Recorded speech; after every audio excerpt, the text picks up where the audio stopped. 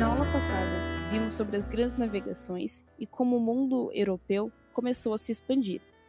Mas, ao chegarem no Novo Mundo, já haviam habitantes por aqui. Vamos conhecer um pouco mais sobre eles na aula de hoje. Ao longo da Idade Média, a ideia de mundo que o homem tinha o impulsionava ao isolamento e o reforço do pensamento religioso. Influenciados pela estabilidade dos valores cristãos e a instabilidade das invasões bárbaras, os homens viviam reclusos no interior dos feudos. O desconhecido e o inusitado seriam palavras que causariam medo de uma realidade sustentada pela harmonia das ordens entre o desconhecido e o inusitado seriam palavras que causariam mal-estar.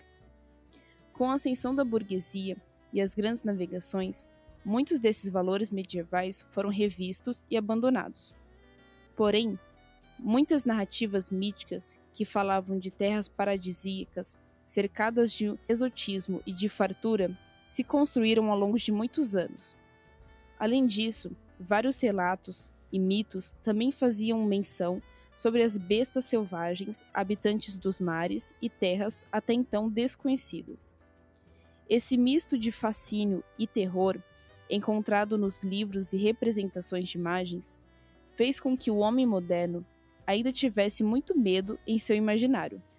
Com a descoberta da América, os colonizadores europeus encontraram um mundo onde muitas daquelas situações imaginadas em nada condiziam com a realidade das civilizações pré-colombianas. Ao mesmo tempo, essa pré-concepção do outro acabou fazendo do nativo americano algo a ser repudiado e civilizado pelo europeu. Porém, toda essa condição de estranhamento, admiração e repúdio deixou para trás toda uma rica gama de valores culturais desenvolvidas pelos povos que aqui já existiam. No final do século XV, período que marca a chegada dos espanhóis ao continente, o continente estava dividido em 3 grandes civilizações: maias, astecas e incas. Muitas das cidades criadas por essas civilizações faziam frente a qualquer centro urbano europeu do século XVI. Mesmo contando com um amplo leque de características e conhecimento, o contato dos nativos com os europeus marcou um dos maiores genocídios que se tem registro. Mesmo que diversos traços dessa cultura fossem perdidos com o processo de colonização, vemos no estudo das sociedades pré-colombianas um rico campo de reflexão sobre a questão da diversidade cultural. Vamos conhecer um pouco mais sobre essas culturas. Povos pré-colombianos são aqueles que viviam na América antes da chegada de Cristóvão Colombo. Esse termo é usado para se referir aos povos nativos da América Hispânica e da América Anglo-Saxônica. Para o Brasil, se utiliza o termo pré-cabralino. Entre as culturas pré-colombianas, podemos encontrar incas, astecas, maias, aimaras, ticunas, nazcas e muitas outras. As civilizações pré-colombianas mais estudadas são os incas, astecas e maias. Esses 3 povos eram sedentários e viviam em cidades onde haviam templos, palácios, mercados e casas. Embora sejam muito diferentes entre si, podemos destacar algumas características comuns das sociedades pré-colombianas. Essas sociedades eram extremamente hierarquizadas, com o imperador no topo da hierarquia, seguido pelos sacerdotes, chefes militares, guerreiros e camponeses que cultivavam a terra. A agricultura era a base de sua economia e plantavam milho, batata e abóbora, entre outros. Praticavam o artesanato, especialmente a cerâmica, mas também faziam peças de metais. Igualmente, davam importância à vestimenta, na qual existia uma distinção muito clara entre as roupas dos nobres e a das pessoas comuns. Por fim, outra característica das sociedades pré-colombianas é o politeísmo, ou seja, a crença em vários deuses. Vários desses, ligados ao ciclo da vida, eram cultuados em cerimônias que incluíam procissões e sacrifícios de humanos e animais. Os maias se estabeleceram onde atualmente é o sul do México, Guatemala, Belize e Honduras. Cultivavam algodão, milho, tabaco e desenvolveram um sofisticado sistema numérico. No entanto, o que mais nos chama atenção nos maias é a sua impressionante arquitetura. Até hoje, sobrevivem pirâmides onde se ofereciam sacrifícios humanos e de animais. Essas construções eram ricamente decoradas com estátuas de animais e símbolos diversos. Como eram excelentes astrônomos, criaram calendários onde podiam reconhecer as datas dos eclipses e estações do ano.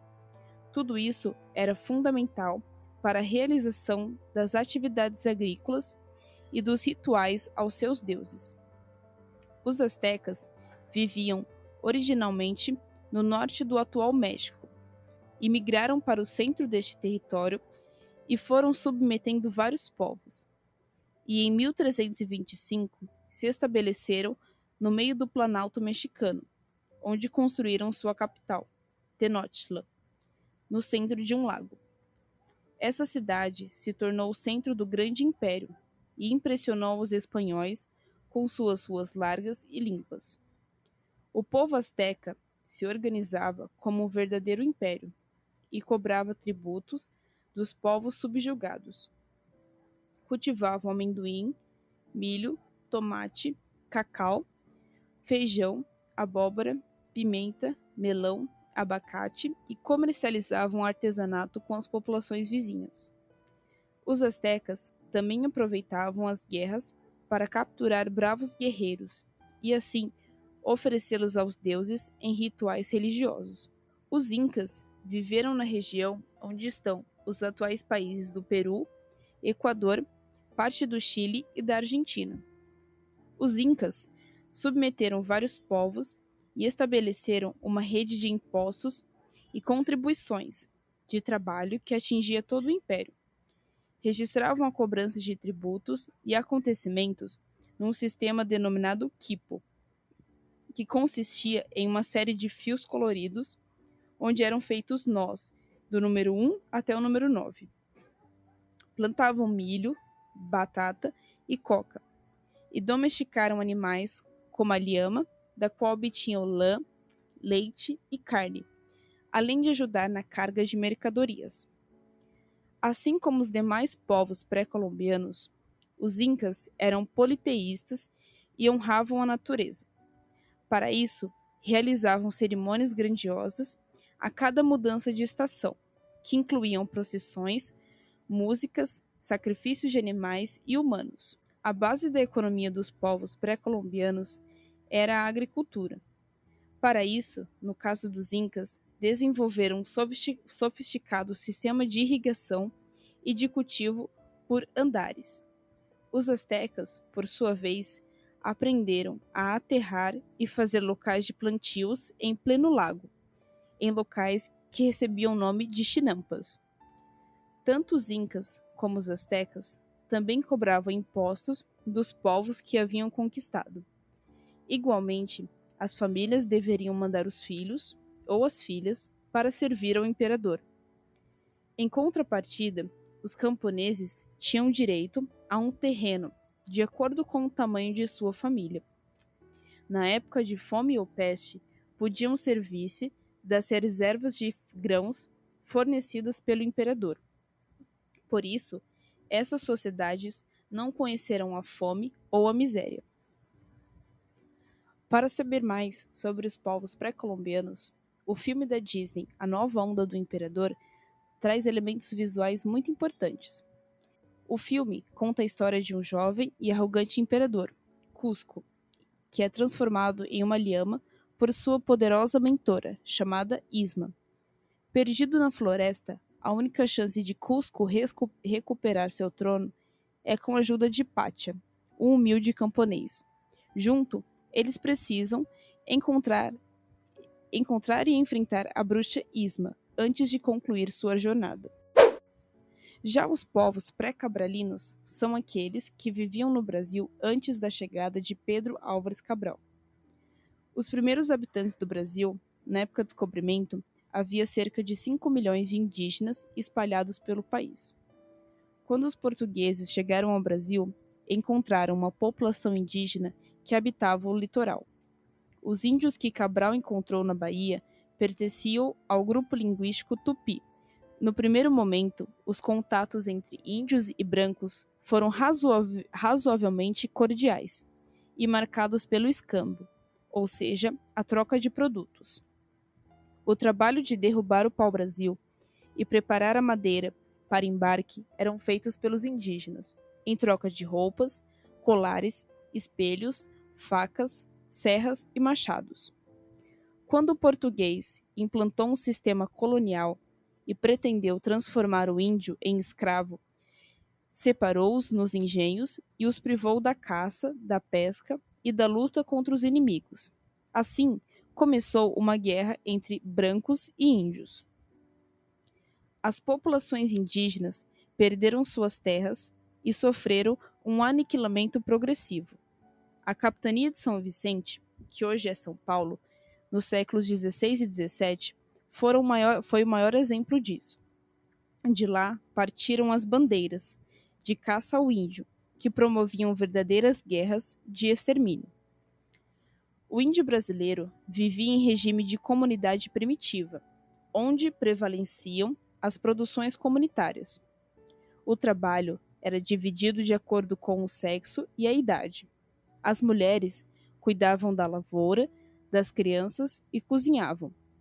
Plantava-se principalmente milho, feijão, mandioca, cará, batata doce, abóbora e tabaco. Já os homens caçavam, pescavam, construíam tabas, guerreavam e preparavam o solo para a agricultura. A alimentação obtida pela caça e pela pesca, na coleta e na lavoura era dividida entre todos os membros da comunidade igualmente. Os índios moravam em ocas, onde dormiam em redes e esteiras. As ocas eram construídas de sapé ou de palmeira. Eram distribuídas em volta de um grande círculo, onde os índios faziam suas refeições e suas cerimônias religiosas. O conjunto de ocas formava a aldeia, ou taba. Várias tabas formavam uma tribo, e um conjunto de tribos formavam uma nação. Os índios adoravam vários deuses, admitiam uma trindade superior, composta por Guaraci, o Sol, Jaci, a Lua e Peruda, ou Rodá, deus do amor. O chefe religioso da aldeia era o pajé, que possuía poderes mágicos. Adoravam as forças da natureza, o vento, a chuva, relâmpago, trovão e entre outros, e tinham medo dos maus espíritos. Um desses maus espíritos, por exemplo, era o Jurupari, que provocava pesadelos e apertava a garganta das crianças de noite. O casamento era somente com uma pessoa, embora os chefes tivessem tantas esposas quanto pudessem sustentar, pois o número de esposas era uma condição de prestígio em algumas tribos. Quando um jovem desejava casar com uma moça de outro grupo, trabalhava para seu futuro sogro por algum tempo. Para os carajás, era considerado apto para o casamento o jovem que carregasse um tronco de madeira pesadíssimo. Entre os curinas, os noivos tinham que suportar uma surra de chicote. Quando os índios necessitavam de novos campos de caça por conta da escassez de animais, ou quando desejavam terras mais férteis, usavam-se da guerra. Desenvolviam assim, geração após geração, um ideal guerreiro de masculinidade, coragem e força. A antropofagia entre os índios não era provocada pela ausência de alimentos. Os índios devoravam seus semelhantes por dois motivos: vingança e culto aos antepassados. Em algumas tribos, devoravam-se também os próprios membros da tribo, que faleciam de morte natural.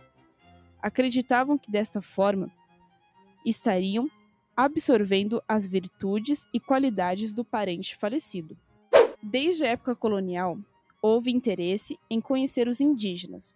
a fim de torná-los aliados contra invasões de outros europeus, que não os portugueses. Assim, a primeira forma para entender os indígenas foi reuni-los em grupos linguísticos ou grandes nações. Entre elas, as principais foram Tupi, que espalhavam-se por toda a costa atlântica e várias áreas do interior, Jé, que viviam no Planalto Central, Aruaque, que habitavam a Bacia Amazônica, Caribe, que ocupavam o norte da Bacia Amazônica. O povo brasileiro tem vários costumes herdados dos indígenas. Entre eles, podemos destacar o uso da rede para dormir, a utilização do milho, da mandioca, do guaraná e várias outras frutas nativas, o emprego de várias ervas medicinais, as técnicas de fabricação de canoas, jangadas e objetos de palha e cipó, o uso da queimada das roças antes de fazer uma nova plantação. A língua portuguesa, falada em nosso país, possui uma infinidade de palavras de origem indígena, como Iara, Jaci, Itu, Itapetininga, Anhanguera, Tapioca, Beiju, Pamonha, Puçá, Arapuca e muitas outras. Os índios contribuíram para a formação do povo brasileiro. Na sociedade colonial, a união entre índios e brancos ganhou o nome de mamuleco, ou caboclo. Por sua vez, da união entre índios e negros, que ocorriam em menor grau, chamou-se cafuzo. A cultura indígena é diversa, e cada etnia tem seus hábitos próprios e um jeito de se relacionar com o mundo. Ainda assim, muitas tribos compartilham modos de vida, rituais e organização social semelhante. De modo geral, os índios do Brasil vivem ainda em habitações coletivas, compartilhando ocas ou malocas, feitas geralmente de madeira e palha. Nesses locais, de grandes dimensões, não possuem divisões e geralmente abrigam várias famílias. A divisão de tarefas ainda permanece muito clara nas sociedades indígenas, de modo que os homens ficam encarregados da caça, da defesa do território e das construções. Já as mulheres se encarregam do plantio e colheita dos alimentos, além de cuidar das crianças e produzir os utensílios e adornos utilizados pela tribo. A religião indígena, a grosso modo, é panteísta, onde não existe somente uma figura relacionada a um ser criador. Nos rituais religiosos, os índios costumam reverenciar os seres ancestrais e a natureza. O xamã, também chamado de pajé, é o responsável por fazer a mediação entre o mundo espiritual e o mundo terreno. Os rituais variam entre as tribos e podem ocorrer pela tomada de algumas substâncias, as quais irão fazer a ligação entre os mundos espiritual e material. A arte indígena é extremamente rica e se manifesta na música, dança, arte plumária, confecção de cestas, cerâmicas, tecidos e pinturas corporais. O uso das cores e de certos materiais estão relacionados aos ritos de passagem, celebrações agrícolas e do cotidiano. Entre as tribos do Brasil, podemos citar especialmente a cerâmica marajoara, que emprega um número grandioso de formas geométricas para compor utensílios domésticos. Vimos dessa forma que as sociedades pré-colombianas e pré-cabralinas, mesmo sendo dizimadas pelos colonizadores, tiveram e ainda têm atualmente grande importância na formação cultural da América.